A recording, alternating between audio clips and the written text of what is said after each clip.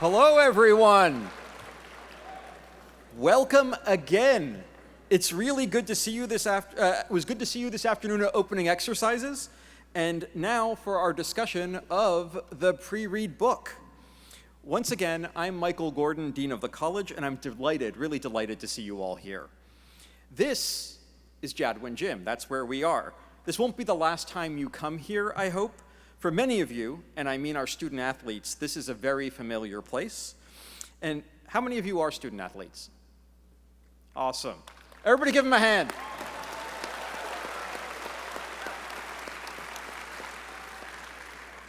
At Princeton, our athletes are scholars and they're an essential part of our community. And I hope that many of you who are not athletes come here to support them and watch them play. It's really exciting, and it often happens here. So now we're going to turn to one of my favorite things, which is discussing a book. It's my great pleasure tonight to introduce the pre-read speakers. They'll speak for 30, 40 minutes or so, and then we're going to open the floor to your questions, which you can pose from these microphones you see stationed in different places. We have a student selected to pose the first question. I'll introduce him after the speakers conclude. By that point, you should get your questions ready and start lining up at the mics. Don't be shy about asking your question. I just request, and I do this to faculty all the time as well, please make your question brief, and that way more of you be able to talk. So now, the introductions. You've already heard him speak today, but let me introduce you again to the 20th president of Princeton University, Christopher L. Eisgruber, who is a member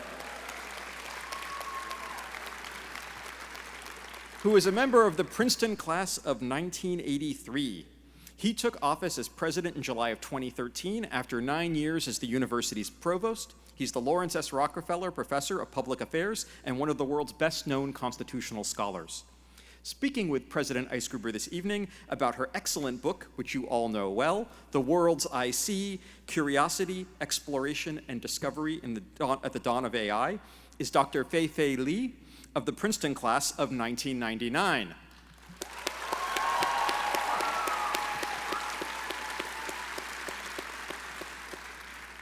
Dr. Li is the Sequoia Capital Professor in Computer Science and co-director of Stanford University's Human-Centered Artificial Intelligence Institute. As a member of Princeton's faculty in 2009, she began the project that became ImageNet, the groundbreaking online database that proved instrumental in training computers how to see. It's somewhat daunting to introduce someone to a room that's already read her autobiography, but I'm going to try. At Princeton, Dr. Li majored in physics and studied computer science and engineering while traveling home almost every weekend to help run the family business. Graduating with high honors in 1999, she went on to continue her education at Caltech, earning a PhD in electrical engineering in 2005. Last year, she was named to the Time 100 list of the most influential people in artificial intelligence. This spring, she was the 2024 recipient of the university's Woodrow Wilson Award, a prize that celebrates Princeton's mission of service. I'm delighted that she's back to speak with you today. Please join me in welcoming President Christopher Eisgruber and Dr. Fei-Fei Li.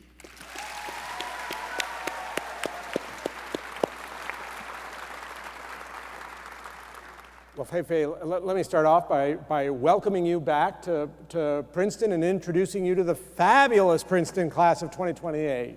Yeah, congratulations. I was among you guys more than almost 30 years ago. This is incredible. It's great to see all of you. It's hard to believe. I tell you that she was asking backstage as people were filing in, and I understand the step-sing ran a little bit late today, but she was asking how many students there were. She was asking Dean Gordon how many students there were in the Princeton class of 2028, and our transfer students, whom I should also welcome, and he said, well, around 1,450, and she asked, how many do you think will be here? And he said, all of them, and I think looking out at you, you look great, so it's wonderful to have you. Fei-Fei, let me start off by asking you. You just mentioned your orientation was about 30 years ago. Can you say a little bit about what you remember from orientation week? What do you recall? I mean, really, this is a magical moment of your life. Really, just soak it in. Getting to Princeton was just an incredible. I remembered, it felt surreal. I remembered the chapel because I think the event you just had this afternoon in the lawn. Right. Was still in the chapel because our class was 1,200 people. You still fit, yeah. We still fit, and I remembered learning about the old NASA song. Don't test me on that. And I remember meeting my fellow classmates. I was a Forbes. Anybody from Forbes?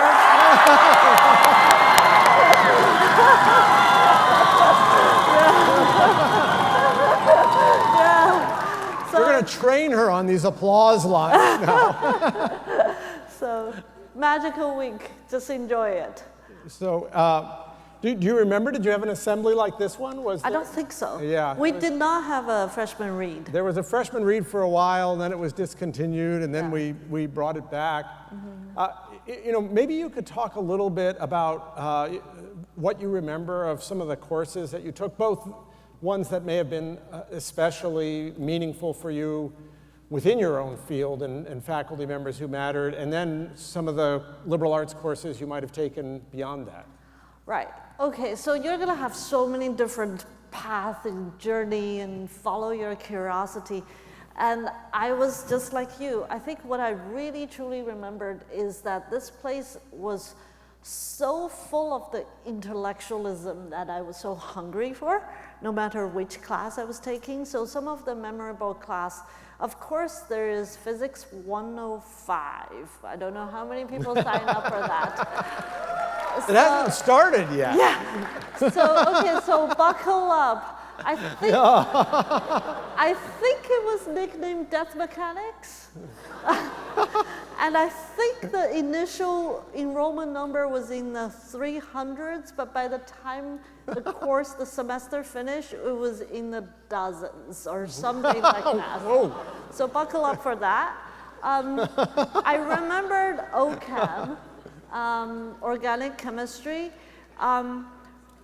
Very few people were crazy enough to double up on the hardest track of physics and OCHEM so that the two courses actually conflicted in timing because the registrar probably just decided it's okay to conflict.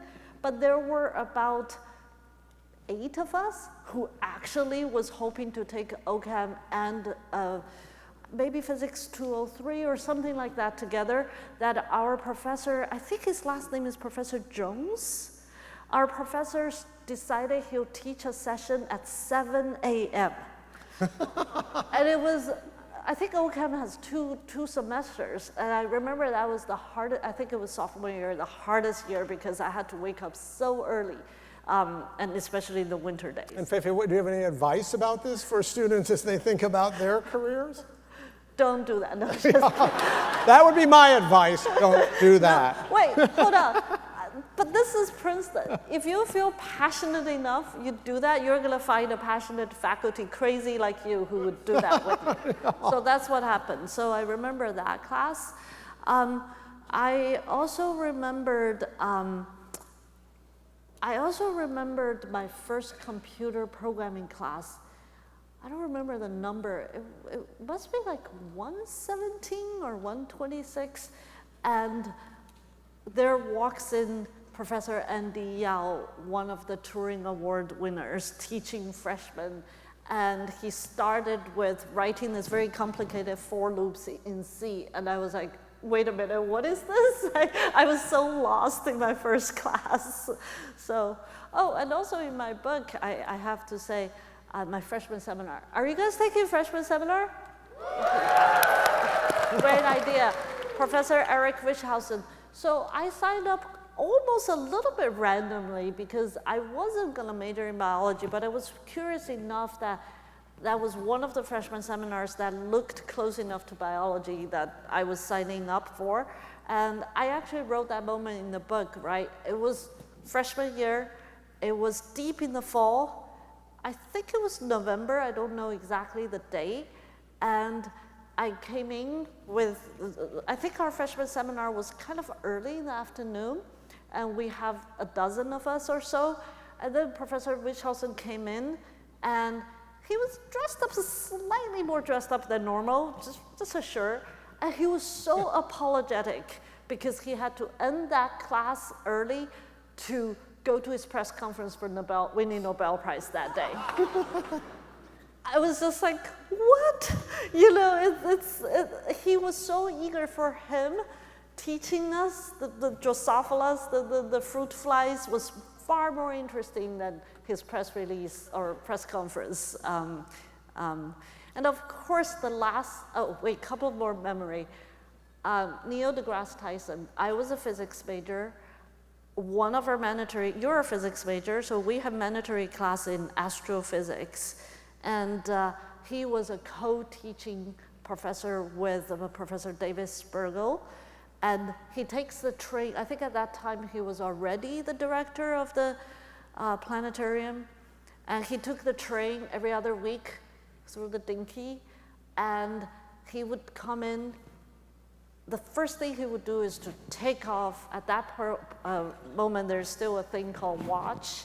You know, take off watch, take off wallet, loosen his tie. Sometimes he'll take off his shoes. He gets himself so comfortable, and he just goes into this incredible way of lecturing. You can just see he was so loving the subject. I was just like, wow, like I love his lectures. And I remember Professor David Spergel always hated following him. He's like, how am I going to compete with this? David Spergel's pretty good too. He is very good. Say something about, what about things outside of the sciences? Right, that's another thing, right? It's liberal arts. I think, I knew I was a diehard physics lover, but the liberal arts part of Princeton was defining to me. I really had the choices. Of course, unlike many of you, I was genuinely very ESL. That was probably the fourth-ish year of my coming to this country. My English was not that great. I actually forced myself to take an English class, and I remember we were reading German Romantic literature. It was the hardest class. I got the worst grade in my Princeton. My GPA was so lowered by that class. But I loved it. And then I also went to the Asian Studies department and took contemporary Chinese literature with Professor Perry Link. He's no longer at Princeton. And a giant in the field who really opened my eyes to literature.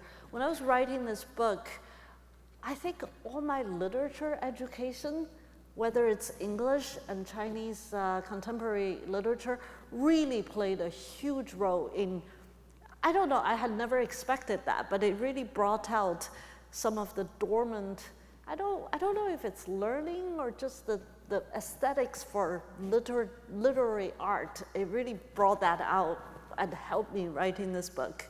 So Fei-Fei, you talk in the book about the experience that you had that's very different from most Princeton students, where you were heading home on almost every weekend or every weekend, perhaps, to help at the family dry cleaning business. I don't know if you want to say a little bit more about that and what you call the sequestered existence that you had at Princeton. Yeah, so Chris is referring to my family. I'm sure there are many of you who are immigrants, because I know how diverse Princeton student body is. And I lived a very typical Princeton student life on the weekdays. So, you know, taking classes, including this crazy 7 o'clock OChem class. But my family, my parents and I had to survive on a very small dry cleaner in Parsippany, New Jersey. Anybody from there? Or Morris County, New Jersey? We must have somebody from Parsippany. Yeah, there we go. All right. Yay. Are you from PHS? I live 20 minutes away from Okay. Nearby. Nearby, okay. So we have this dry cleaning shop. Dry cleaning is a weekend business. We actually borrow money to to run that business because we know that I can play the central role in this business. I was the only English speaker in the family, so I go back every Friday afternoon, and Saturday is the busiest, and then Sunday I take care of my parents and all that. My mom is very sick, and then either Sunday night or Monday morning, depends on the classes. If there's no OChem, I guess, I will come on Monday. And advice to Forbes students, Sunday brunch was something I missed the entire 4 years. I didn't even know how good it is, so don't miss it. If you don't have, if you don't have to run a dry cleaner shop on the weekends, don't miss the Sunday brunch.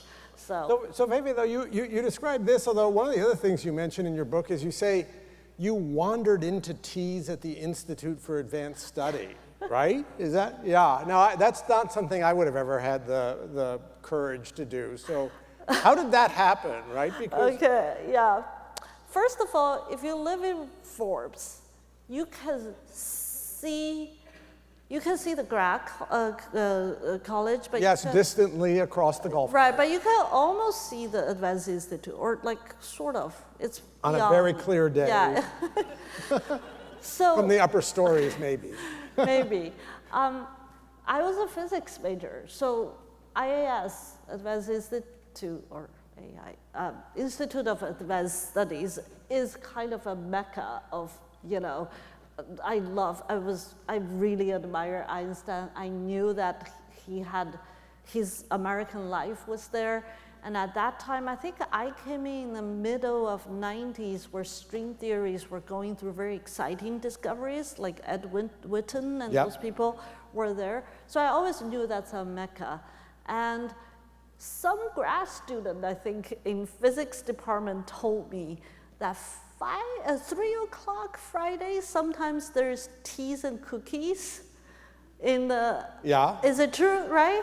Well, I think it's true. I was a physics major, but I would never have had the temerity to walk into the Institute for Advanced Study, much less take their tea and cookies. So I did go interview. I wanted to see these giant physicists, you know, and also I have to say, how many of you watched Oppenheimer, the movie? Yeah. So that pond, that was the opening scene of Einstein standing in front of that pond, just in front of IAS. That was my favorite pond. I feel like when I watched that movie, I feel like that was my pond, because between Forbes and physics and IAS, I just love that area of Princeton. So. It is a beautiful place to take a walk, and I have to say, a lot of Princeton students, and I was one of them, would take a walk over there. It's much more rare for a Princeton student to walk into the tea during the. But well, I got to make it up for missing the brunch at Forbes. That's what I was thinking too. One of the themes in your book, let's move a little bit over to research and how you talk about that. One of the themes in your book is your love for research, and I think you even talk about while you were at Berkeley, you never felt exhausted doing this research. And if you read a book, you get a lot of the big discoveries coming along. Talk about the day-to-day of doing research. What's it like in your lab? What was it like in these labs as you worked there? Right, so as undergrad, some of you will discover this magical place called labs. I understand not all of you, but my world is somewhere during my Princeton years, I discovered real scientists live in labs. And that's that's where your creative energy, your passion, and your day-to-day life is. And in these labs, of course, you stare at a computer and do a lot of work, but it's where your graduate students are. It's where your fellow colleagues are close to your lab, especially if you say computer scientists colleagues are clustered in 35 Oden Street and I discovered labs when I was had my summer intern at Berkeley, another summer intern at Rutgers, not very far from here. I really started to do junior paper. That's another thing I really absolutely loved at Princeton. We still have that, right? Junior papers and senior thesis. Yes, we do. Yes. Yeah, and if you are a computer science major, you have a choice of doing it or not doing it, depending on you want to go with the Bachelor of Arts versus Bachelor of Things engineering. may, yes, there's still 2 different degrees in computer science and still some choices, so they may be a little bit Right. I different. highly Yeah. recommend you do the senior thesis. And honestly, my today's day-to-day life in the lab, for me, that the feeling I have is not that different from when I started at Princeton, is that you go into lab, just be so curious about wanting to solve problems. The biggest difference is now I have graduate students who are younger and more energetic and smarter than me, and we just, you know, ideate together. We, you know, I look at their data with them. We talk about what this means. We talk about literature. I mean, I don't mean the English literature. I mean the research literature. Sorry for my English professors. And we try to just really follow that pursuit of passion, wanting to solve something, wanting to, you know, crack a problem, and also, believe it or not, in the discipline of science, you also want to tell the story of the science. I mean, it's not a story in the sense of a fictional story. It's the story in the sense of share your ideas, disseminate that knowledge, write that paper, create that lecture, create that talk. All this is intertwined with the day-to-day scientific discovery and battling with the codes and getting data that doesn't work and going back.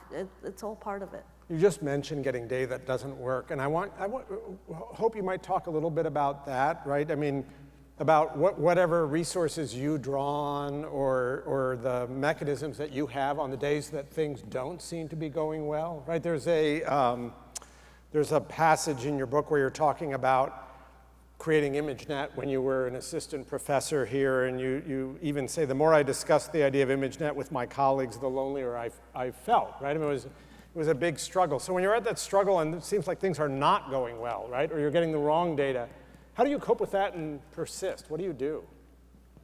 Yeah, that's a great question. Honestly, Chris, I was asked this question many times, especially by younger people who wanted to really ask me for the recipe of enduring hardship. I think it's a combination of that deep sense of conviction to your curiosity. There are very few things in life that you have the freedom to feel fearless. You know, you don't have the freedom to feel fearless in the face of, say, nature, because nature is very powerful. You know, I go mountain hiking with my kid. I'm always worried they might drop off the cliff. But in the world of imagination and research, I really somehow feel that is so liberating when you feel fearless. Your curiosity is so strong, or your sense of hypothesis for that problem is so strong, it just keeps you going. It's really annoying your colleagues are not with you, but that's just annoyance. It's not a force of nature that stops you. That is, and loneliness is a real thing, but it's not necessarily a bad thing, because sometimes it's lonely. Being lonely is also being liberating, because you're not afraid of just going there and try. And so I think at the end of the day, I endure. Endure is such a forced word. I didn't feel I was enduring. I just think I braved that path because I feel passionate. I was constantly looking for fellow travelers. I found some. My then graduate student, now Princeton professor, Jia Den, you could go take his classes. He's amazing. My colleague, Professor Kai Li, also at the CS department. So I found some fellow travelers, and that makes it even more fun, but I was never worried about being alone in that journey. Yeah, what you just said fits with this image that runs through the book of having a North Star, right? That in all of these moments you're pursuing this North Star. And I just want to invite you to say a little more about that. I wrote down, and please correct this if it's wrong, that Sometimes the North Star was the idea of making sense of the visual world by understanding the myriad categories of objects that fill it? Or is that not quite right? But I'd love for you to talk about exactly how you understand what that North Star is that you followed for so long, and how you thought about that, and whether it was really important to defining this journey. Right, so the specific North Star that Chris is referring to was really in the middle of the book and describing my journey about making that foundational breakthrough in AI, which is through ImageNet and data-driven methods. At that time, my North Star is visual intelligence, was because my passion was crack the code of intelligence. And intelligence is a very complex thing. So many of you now hear AI all the time, especially your users of ChatGPT. You probably use Midjourney, Runway. You probably use Character, and all that. But I enter the world of intelligence through vision. Partially because vision is a huge part of intelligence, whether it's animal intelligence or human intelligence or machine intelligence. Partially it's just how I think. I'm a very visual person. So I wanted to crack the code of visual intelligence from the point of view is how to get machines to see. Now that's pretty abstract, right? Machines can see light, pattern, color, movements, objects, scenes, movies. So what are we talking about?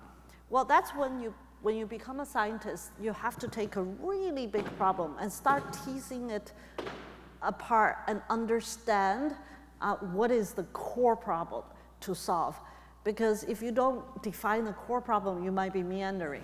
And through my own work, as well as a lot of foundational work, even coming out of Princeton faculty like Ann Treisman and other people, I got very convinced that a core problem in visual intelligence is object recognition, is identifying all sorts of objects in the world. If you look around you, you're seeing hundreds of objects. You're seeing couches, table, water bottle, watch, a ring, a shoes, like t-shirt, microphone, you're seeing.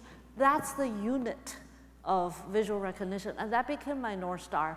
And once I identified that problem, I wanted to find all kinds of ways to solve it. And I guess the ImageNet project that kind of did a paradigm shift for modern AI was I realized that the entire field was mathematically obsessed with algorithms, with a class of algorithm that, I don't want to get into the details, it's actually called Bayesian net, but whatever, that is a lot of parameter wrangling without making a lot of progress. And then somehow my own imagination or whatever snapped me out of that, and I had an epiphany that nature's evolution and development for human vision was so driven by the overwhelming amount of data. I think we should look at AI development in that way, instead of just obsessing with mathematical parameter tuning with so little data. And with that realization, my North Star got even more refined, and it becomes solving that visual intelligence through object recognition by using big data approach. And that's when I spent 3 years, 2 of them in Princeton, actually almost 2.5 in Princeton, half in Stanford, making ImageNet. It sort of took you back here as you were doing ImageNet, but the glimmers of this North Star actually started during your undergraduate days. Right. Is that right? Yeah. During my undergraduate days, I was already very interested in visual intelligence. But here's something that Princeton taught me, right?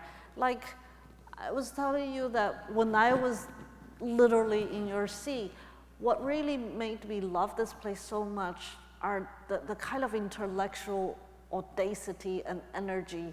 You go to every class, your professors are embodying that kind of intellectual curiosity and passion.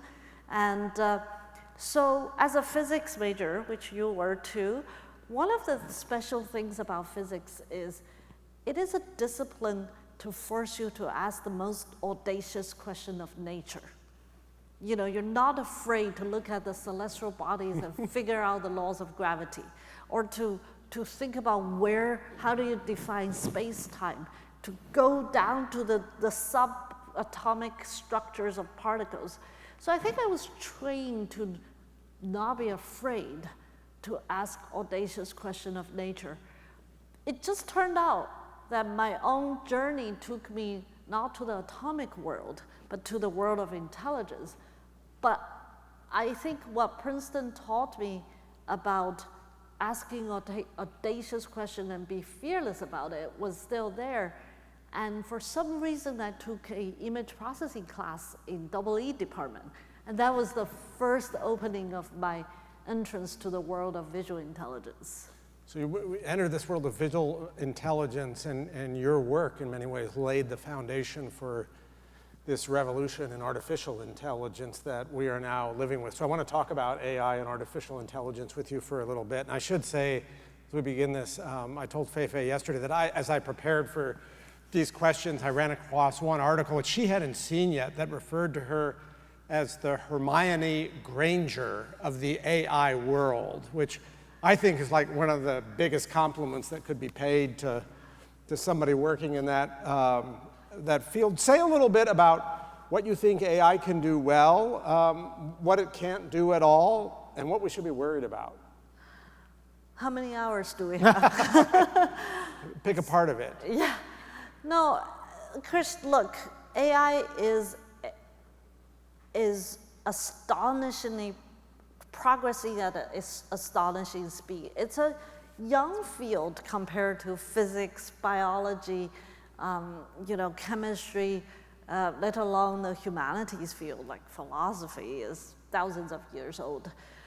Modern AI is a little more than 10 years old. I mean, a lot of people define the ImageNet, AlexNet moment as the beginning of modern AI, and that was 2012.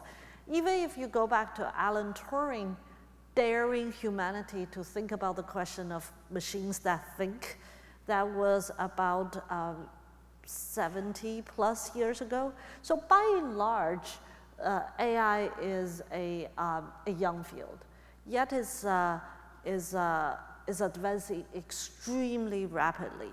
Today, I see AI as the new computing. So, and people ask me, how do you define AI? We can mathematically define these algorithms, but at the end of the day, anywhere there's a chip, including a light bulb, or a car, or your refrigerator, or a big whatever robot one day, anywhere there's a chip, there's computing. Anywhere there's computing, it'll be changed by AI. AI is the new form of computing. So from that point of view, AI is going to, and is already, impacting every part of our life. One thing that is very relevant to university campuses is that I think AI is the biggest superpower tool that scientific discovery world has seen in the past maybe century. Just think about humans, human civilization. Microscope was a superpowering tool for a lot of scientific discovery. And then telescope was another one. And then you get these, machines for physics. You get computers itself as a big tool for just doing science. I think AI is one of them. It can do a lot. It's already prevalent. It also will be doing a lot of things. Yesterday at dinner, we actually, Chris' wife is a lawyer. We actually spent, well, you're a lawyer too, a law scholar. She actually can litigate cases and do practical things with the law. I'm an academic lawyer. Yeah, right. You can litigate undergrads. But AI might even do some of the jobs that lawyers do some of the jobs that teachers do some of the jobs that doctors do. So on one hand, this technology is becoming very powerful. On the other hand, it has profound implications, right? Profound. Like the whole social aspect of it, as Michael was introducing me, one of my titles is the founding director of Human Centered AI Institute at Stanford. Is as an AI technologist, my colleagues and I realized the human aspect of AI impact is as daunting as the technology itself. But one more thing, AI today is also so hyped that we almost, at least some part of the world, almost believe it also will cause human extinction. You know, it will doom the rest of our future. And these are such important topics that I challenge each one of you to develop that critical thinking and the ability to debate about it, because there's so much AI rhetoric around this that your generation, AI native generation, will have to face these questions. Some of you will become the actual developers of AI. Some of you will become the users of AI. Some of you will become the policy makers of AI. But no matter what, this AI native generation need to figure out what are we going to do with this powerful technology. So let me end with a question that tags onto that about human-centered AI and how we get there. And then we'll go to the class of 2028 and our new transfer students for some questions from them. But you know, your theme in the book is it matters what motivates the development of AI in science and industry, and that the motivation must explicitly center on human benefit. But at the same time, you say some things that I think capture anxieties that a lot of us feel. You have a chapter called No One's to Control, and you say AI was no longer ours to control. And then you even say it was restless, hungry, and eager to explore. And it almost sounds like this kind of emergent monster or being. What's necessary in order to control AI now so that the motivations that guide it are the right kinds of motivations? How is that possible? Yeah, Chris, that's such an important question. I really invite class of 2028 and all the students to think about this. So, first of all, I firmly believe the entire history of humanity or human civilization is a very interesting history of how we develop and use tools.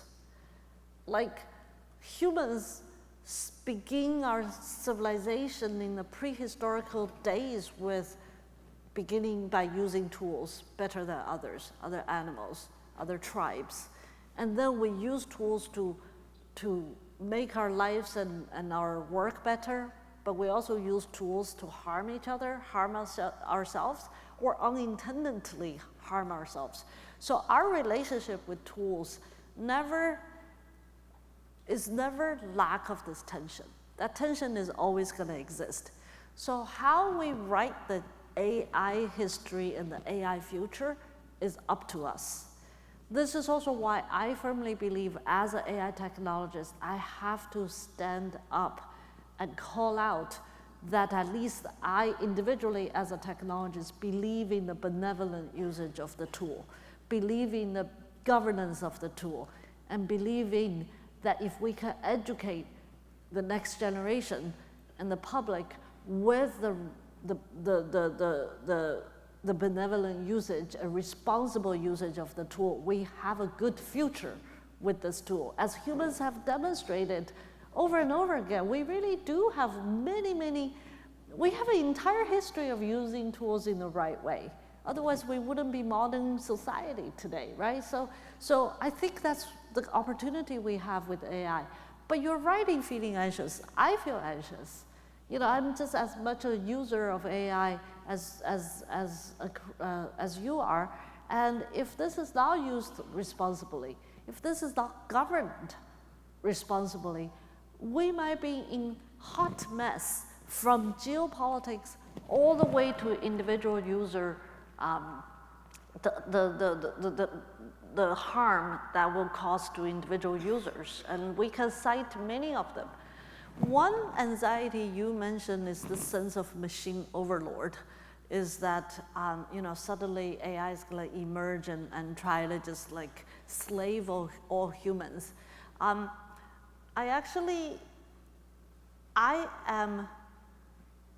think that's a fair, almost philosophical, scholarly, academic question.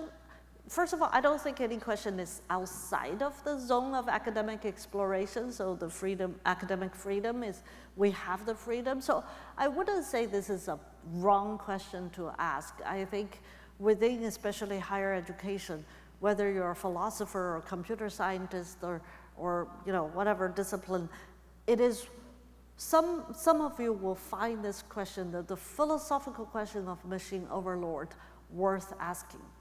But as a citizen of the world, as well as a practicing technologist, I actually think there is far more things we can do responsibly in governing this technology before we get to this sci-fi overlord.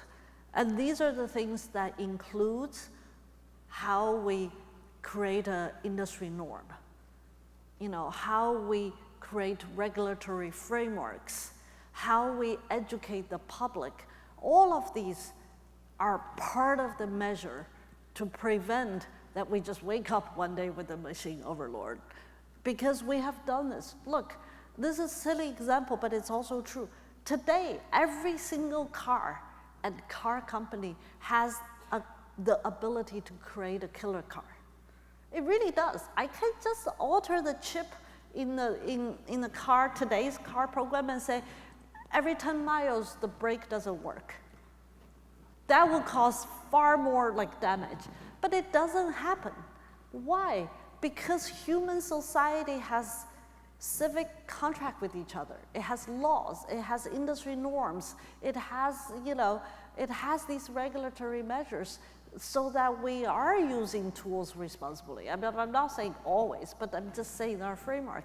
And I think that's where AI is heading. We need responsible framework. And that might be part of a strong measure against this sci-fi world of waking up with a machine overlord. Let me turn things over to the class of 2028. I think Dean Gordon is going to come back up here. As he said, there are microphones around. Yes. The audience, we've got a couple up on each deck. I'll turn it over to you, Mike. And also down here. So thank you both for that conversation. And everybody, thank them both for the conversation. Thank you.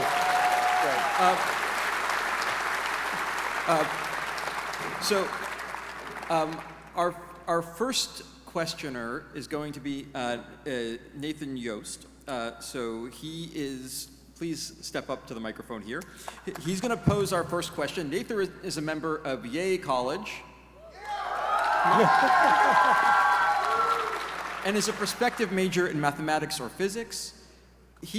By the way, while he's asking his question, you should start filtering down to the microphones as you prepare your question. He is from Bluefield, West Virginia, and he joined us earlier this summer to participate in the Freshman Scholars Institute online bridge program. Nathan, the first question is yours. Thanks for posing it.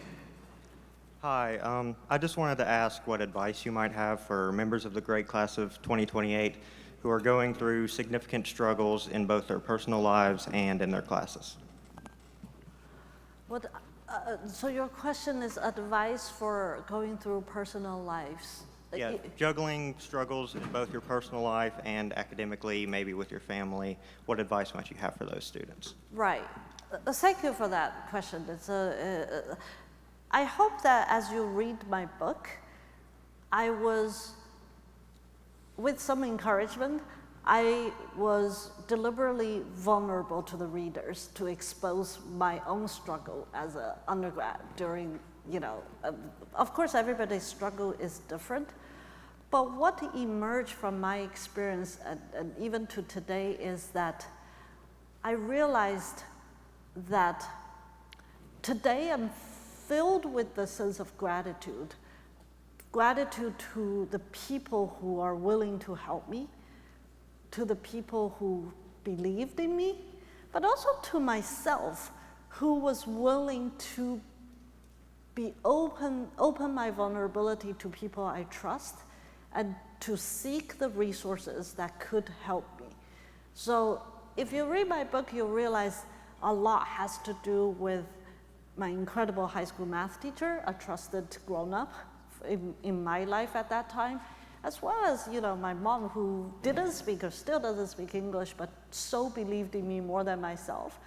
But gradually at Princeton, I've got East Asian study professors who became my friends, astrophysics professor who became my friends, my, junior paper and thesis advisors.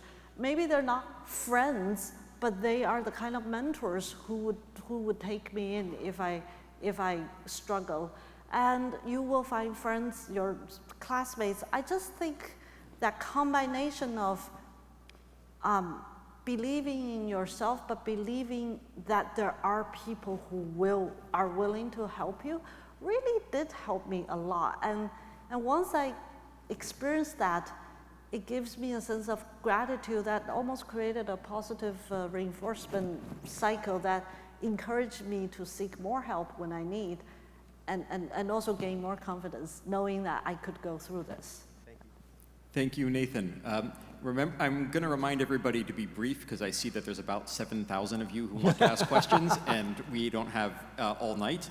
I'm going to take a question from the other side of the room. I'm going to start from over there. Please just remember to say your name, where you're from, and of course, what your college is, although I can tell because of the shirt.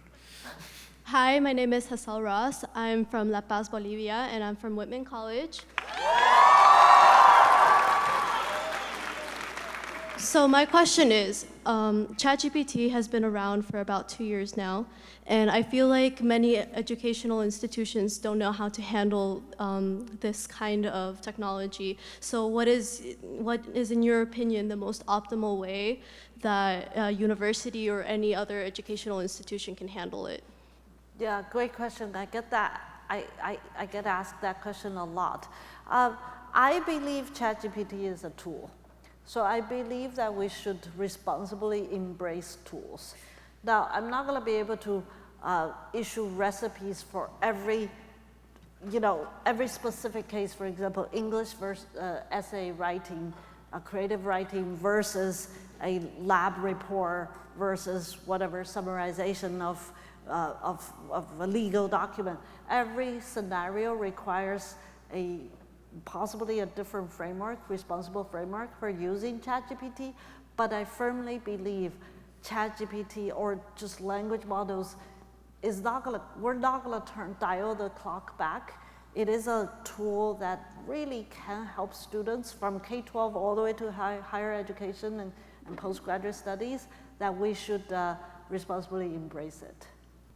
Thank you. I'm now going to turn up to the top right. Good evening. Dr. Lee, you talk a lot in the beginning. Tell us who you are and where you're from. Sorry. My name's Hannah. I'm from Richmond, Virginia, and I'm in Maddie College. Woo! And I'm also a prospective physics major. You talk a lot in the beginning of your book about the importance of the many mentors that you had when you were a young woman entering the STEM field, most of whom were men. And later in your book, you talk about your initiative to diversify AI with your AI for All campaign. So my question for you is, what do you believe the importance is of female mentors for young women, specifically in a STEM field? And the second part of my question is, who are some women that you currently look up to, either personally or professionally? Great question. So I do want to talk about this mentor and also female mentor. When I wrote the book my book, I read some other AI book as well as just science memoirs. I realized a lot of science memoirs are written so much about that scientist, him or herself. It's actually not true. Science is made by teamwork. And Newton is right. You stand on the shoulders of not just giants, but your colleagues even, right? So I wanted to shed a lot of light to my mentors. But it's also true because AI is such a deeply technical world, and by the nature of history, that many of my mentors are not women. My PhD advisors are men, which at that time was totally fine to me because they were so supportive. I never for a moment felt that they were looking at me differently from my male colleagues or lab mates. But when I became a mentor myself, I realized I add a unique dimension to this world of being a mentor that maybe my male colleagues can't. And I want to really leverage on that dimension. And now I have to talk about another professor at Princeton who is also in the CS department, is Professor Olga Rusakovsky. She was my former student. She and I had a relationship that is beyond we talk about diversity issues, and we believed it so much we started AI for All together.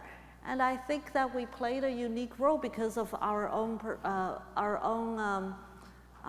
unique perspective. And I totally believe talents and passion and curiosity come from all corners of the world and all walks of life. And it's really important we support all of them. Thank you. I'm going to turn now up here to the front right. Thank you so much, Dr. Feifei Li. I'm Alpha Zhang from Shanghai, China, and I'm in New College West.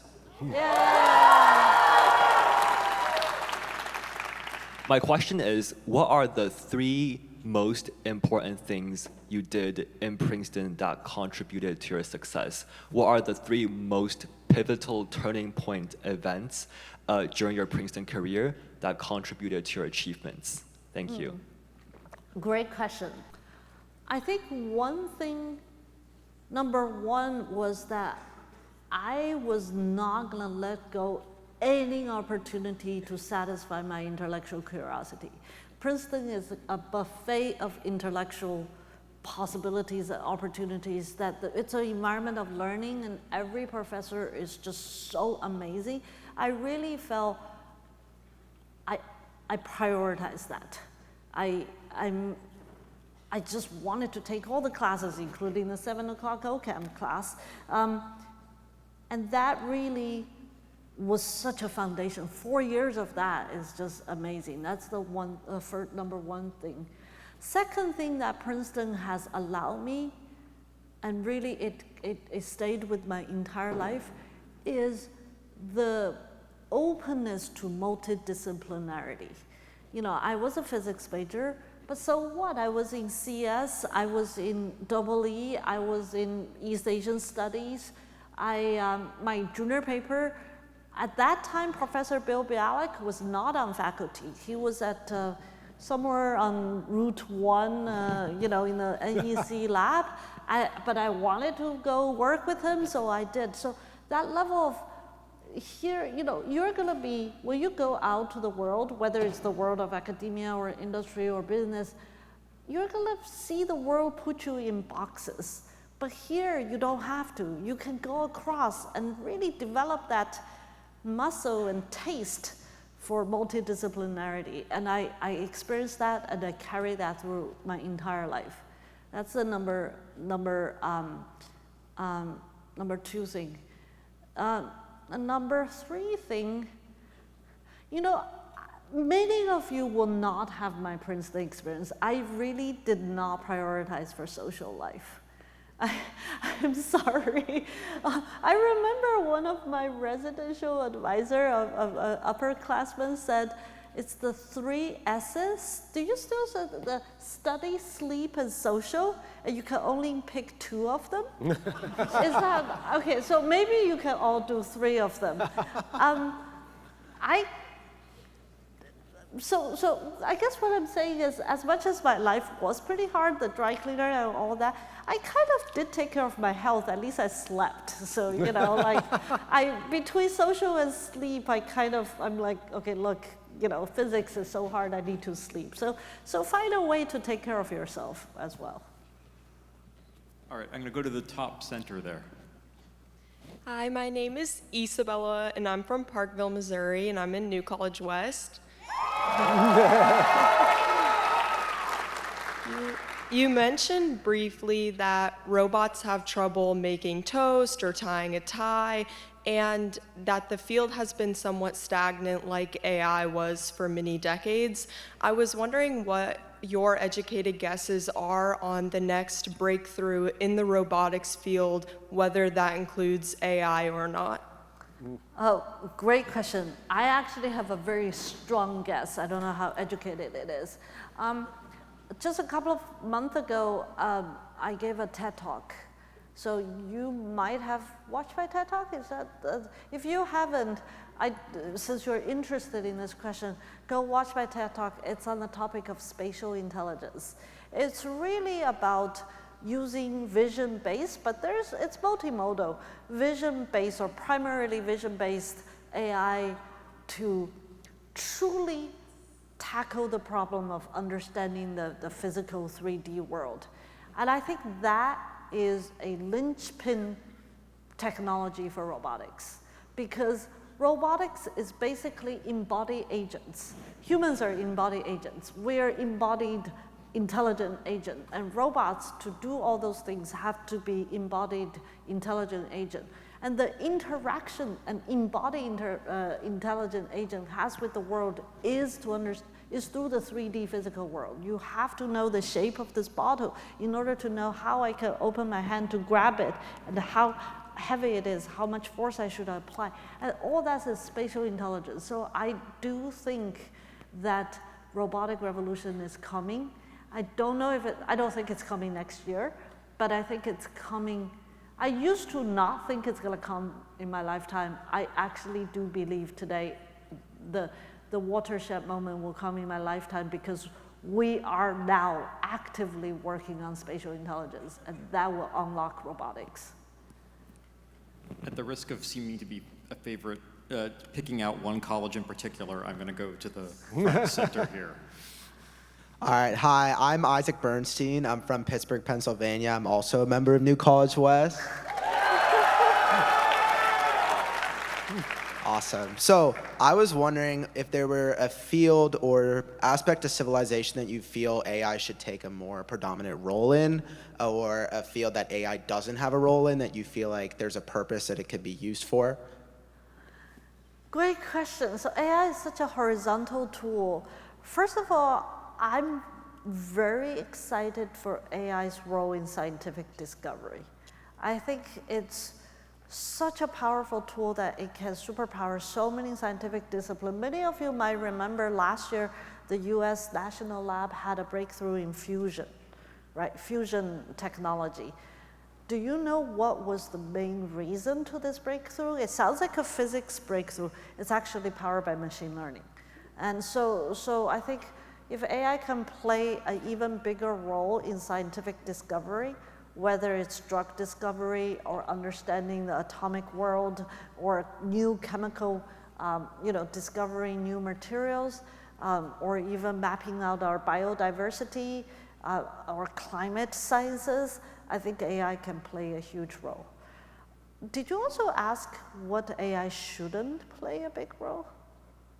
I did not, but now I will. Oh no!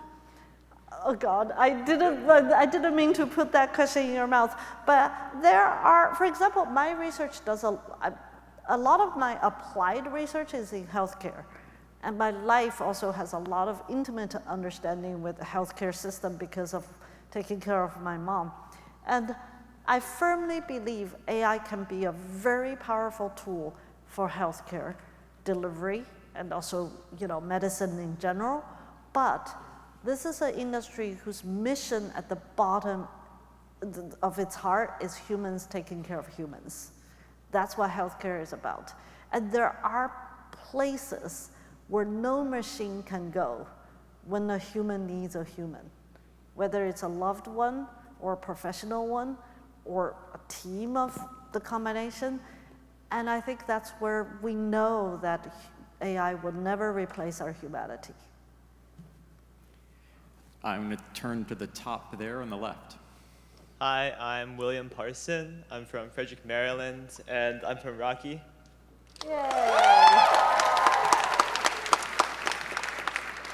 My question is, so many scientists like you have become involved with the ethics and impacts of their research after having become established and prolific researchers. But what advice do you have for those who are interested in ethics and addressing ethical issues right away?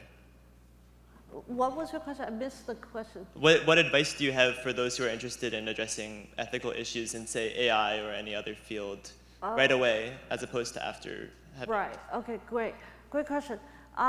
First of all, it's really interesting that people like me, I feel like we fell into the questions of ethics because we didn't study, we didn't have a good framework grasp of these questions, but we were so surprised by the power of our technology that we had to step back and realize we're almost feeling responsible for creating this, and we need to get into it.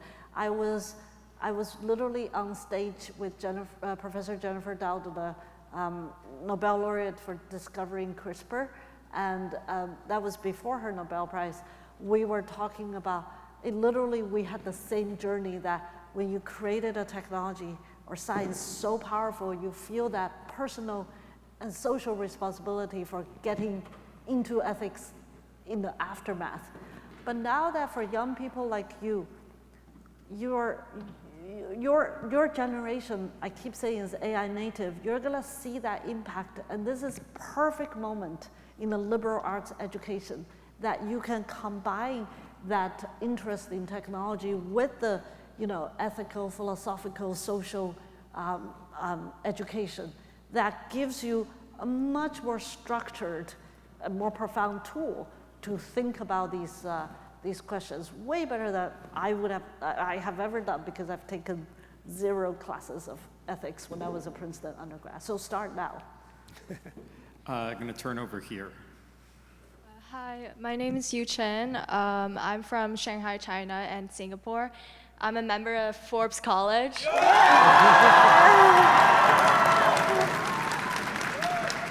And Dr. Lee, in your book, you touched upon the intersection between creative arts and AI. And I wanted to ask, what do you think AI could teach us about what it means to be creative?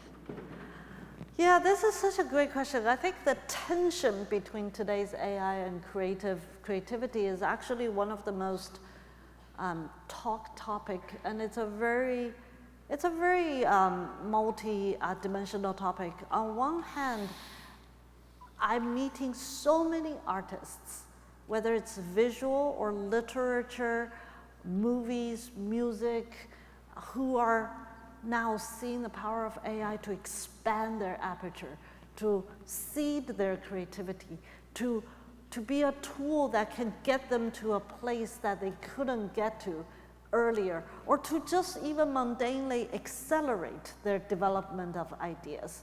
I'm literally tomorrow on the way to Boston College. I'll visit an AI art studio in New York, so because I'm learning that as well, just to understand it. In the meantime, there's such a tension because creativity is so human. It's almost so sacred to human. And that creativity also comes with our own intellectual property, the ownership of our intellectual property. And what is AI's relationship with using creators' data or taking away that unique superpower we used to feel as a species, right? And also the more social issue of job displacement and all that.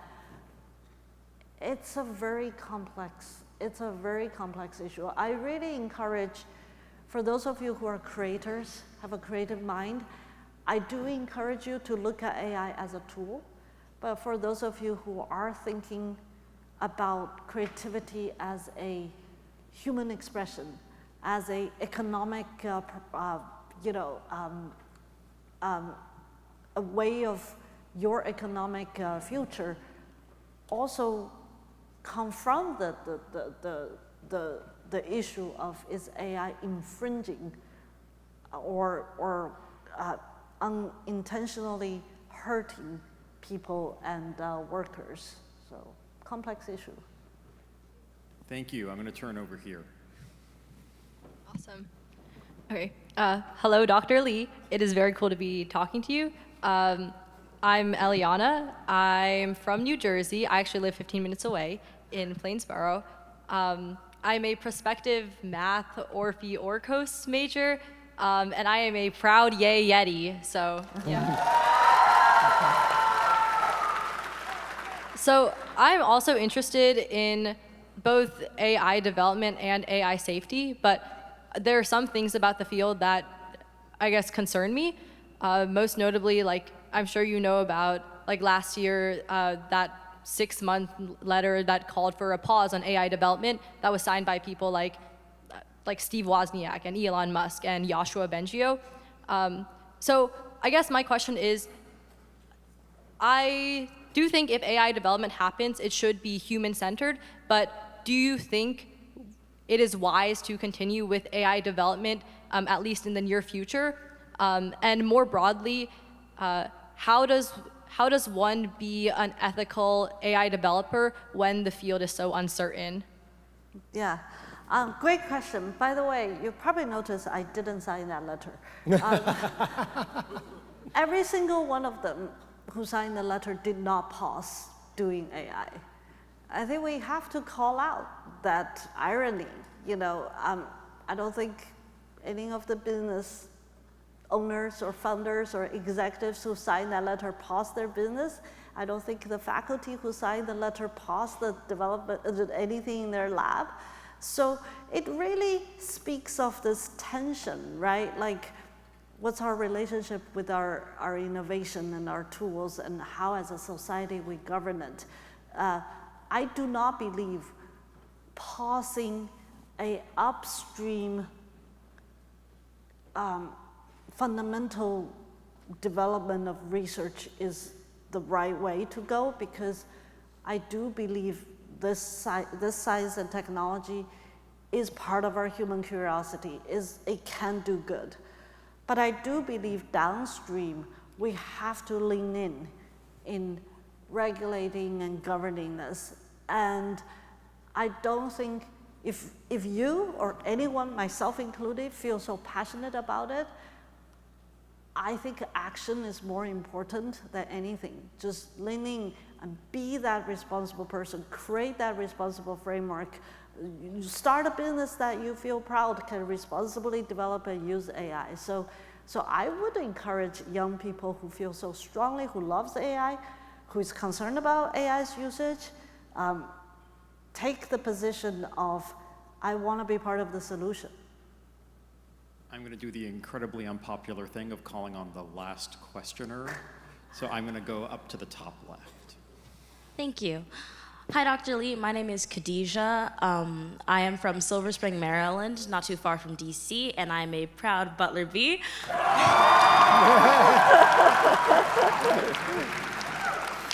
My question for you, you mentioned the importance of the role that data plays in AI and especially in its development. And I was wondering your opinion on copyright and the use of data that is not like open source or like directly made available to the public, both in research and also in industry, because I know currently like YouTube is having a big problem with Google internally training their AIs on YouTubers' content with that not being in their terms and conditions. And even that in terms of like images and data that are made like public on the internet and like Instagram photos and posts and like the expectation of privacy. And I was wondering your thoughts on how that kind of plays into the ethical development of AI in terms of copyright and privacy. Great question. This goes straight to the heart of part of the work at our Stanford High, is that we're in the Wild West regime of AI, right?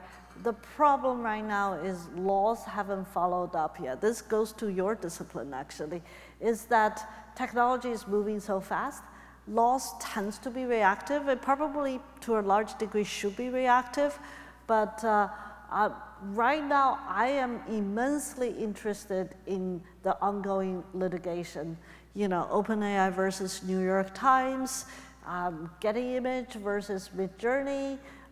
There's this whole voice artists, you know, I don't know the specific court case, but there's voice artists that's starting to coming up to be against these AI algorithms. I know Hollywood is actually, there's a lot of moves within Hollywood itself about how to protect the actors from voices to faces to bodies. My view, personal view of this is, let's roll off our sleeves and start working with the lawmakers on this. This is why as soon as our institute was founded, really my first trip as a co-director was Washington, D.C. I remember it was still under Trump administration. We were meeting with the Senate AI Caucus, Congress AI Caucus, White House OSTP, because these things are coming at us so fast. We need framework, regulatory framework. We also need to see how litigation comes out that would really impact the way legal framework goes with these privacy and IP and copyright issues. Thank you very much. I know there's a lot more questions, but that's always true. There are always more questions, and that is why you are here. I want to tell you that even though we're out of time here, President Eisgruber will be going to each of the residential colleges throughout the year to continue the conversation on this book. Is that what you wanted to say? No. Okay. I was just going to say thank you to Fei-Fei Li that we could have kept going, but you can probably do that better than I can. So I'm going to do that too. So I'm going to remind you all, I'm going to do that in a second. I'm going to remind you all that when you leave here, you should go back to your residential colleges to have pre-read precepts with your Z groups. But I am going to join President Eisgruber in thanking Dr. Li for your time, for your book, and for the wisdom you shared.